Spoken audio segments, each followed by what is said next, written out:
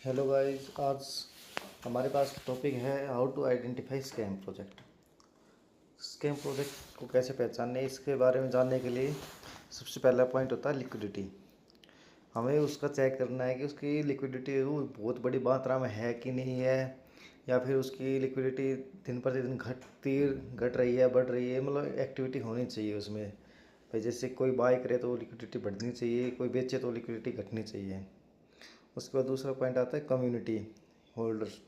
उसके जो कम्युनिटी है वो भाई कितनी है, उसके अंदर भाई कितने लोगों ने इन्वेस्ट कर रखा है वो देखना ज़रूरी है कि उनके होल्डर्स दिन प्रतिदिन बढ़ रहे हैं कि नहीं बढ़ रहे। वो बढ़ने चाहिए, कम नहीं होनी चाहिए।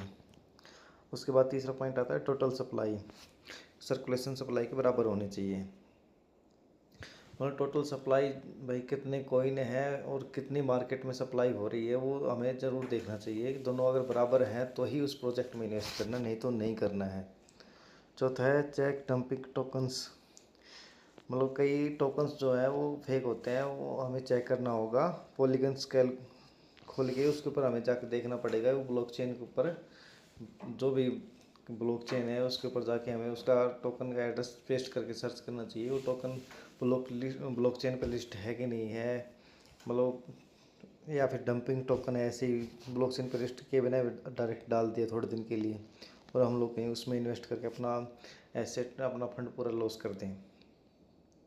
उसके बाद आता है पाँचवा point, check the number of buyers and sellers. Buyers और सेलर्स को देखना ज़रूरी है भाई, उसके ऊपर कितने लोग डेली खरीद रहे हैं, उसका वॉल्यूम कितना है, बायर्स का कितना वॉल्यूम, उसका सेलर्स का लोग कितनी खरीद बिक्री उसको कर रहे हैं। जितनी ज़्यादा बाइंग होगी उतना ज़्यादा अच्छा रहेगा और नए बायर्स आने से उसका प्राइस ऊपर जाएगा। जितनी ज़्यादा सेलिंग होगी उतना ज़्यादा प्राइस डाउन आएगा। इसलिए जिस पे ज़्यादा बायर्स हों ऐसा देखते रहना चाहिए। बाई और सेलिंग दोनों होना चाहिए उस पर।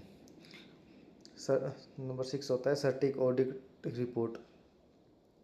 सर्टिक पे जाके, ये सर्टिक ऐसी कंपनी है जो टोकन्स को चेक करती है कि भाई उसके जो स्मार्ट कॉन्ट्रैक्ट्स हैं वो सही है कि नहीं है, एक्टिव है कि नहीं है, उनको ये वेरीफाई करती है। तो ये सर्टिक गूगल पे जाके सर्टिक सर्च करके उसके ऊपर जाकर टोकन का कॉन्ट्रैक्ट एड्रेस पेस्ट करके मुझे करना चाहिए चेक। उसके बाद 7वां पॉइंट आता है रनवे। हमें उसका रनवे देखना चाहिए भाई कितने दिन तक वो आपको, अगर कोई प्रोजेक्ट API वगैरह फंड देने का काम कर रहा है तो कितने दिन तक कंटिन्यू फंड दे सकता है, ये हमें चेक करते रहना चाहिए।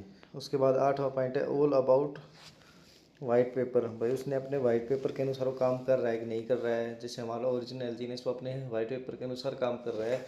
उसमें 2 साल पहले लिख दिया गया था कि अनुबिज हमारे आएगी, स्टेबल कॉइन ये लेके आएंगे, वो सब कुछ पहले उसने लिख रखा था और उसी पे काम कर रहा है वो। उसके बाद 9 नंबर पे होगा rate forecast. Coin data flow, भाई एक साथ कहीं ज़्यादा घट रहा हो, बढ़ रहा हो, या फिर मतलब उसका रेट कैसे क्या है वो देखना।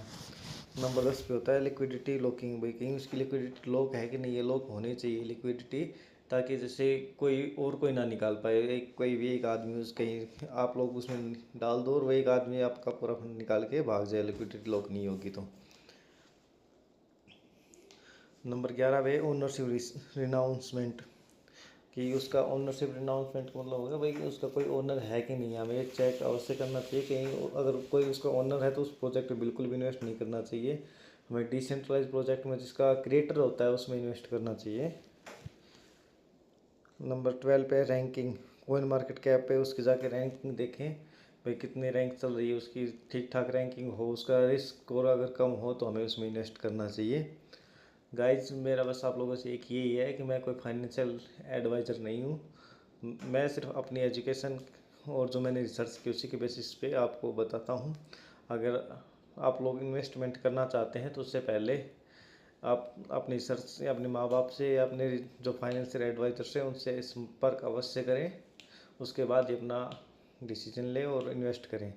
सिर्फ मेरे कहने से इन्वेस्ट ना करें, पहले अपनी खुद की रिसर्च करें उसके बाद ही इन्वेस्ट करें। धन्यवाद।